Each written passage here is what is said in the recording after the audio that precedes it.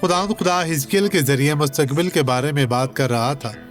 یہ حزقیل کی کتاب باب 5 آیت 13 میں ہے۔ اگر آپ پچھلی آیات کو پڑھیں تو آپ کو سمجھ آ جائے گی۔ وہ درج ذیل کہتا ہے، میں چاہتا ہوں کہ آپ اس حوالے کو ذرا غور سے دیکھیں۔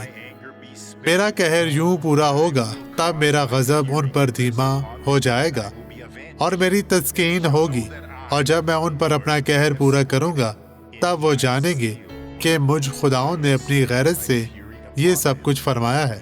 اس کا مطلب کیا ہے؟ یہ بہت ہی سنجیدہ ہے بھائیو۔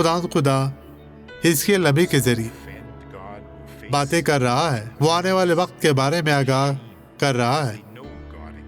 دیکھیں، ہمیں خدا کے قریب آنے، اس کی تعلیمات کو ماننے اور سمجھنے کی ضرورت ہے کہ خدا آپ کو برکت۔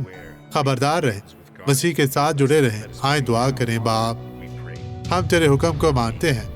ہم ہر بدی کا اس کو مفلوج کرتے ہیں جو ان تمام لوگوں کی زندگیوں میں ہے۔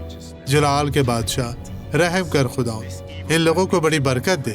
انہیں چھو پاک صاف اور مسح کر، ہر طرح کی بدی، کمزوری، بیماری، مشکل پریشانی سے انہیں نجات دے۔ بدیب یسوع مسیح ناصری کے نام میں چلی جا، غائب ہو جا اور کبھی بھی واپس نہ آنا، یسوع کے نام میں۔ اور آپ کہیں آمین۔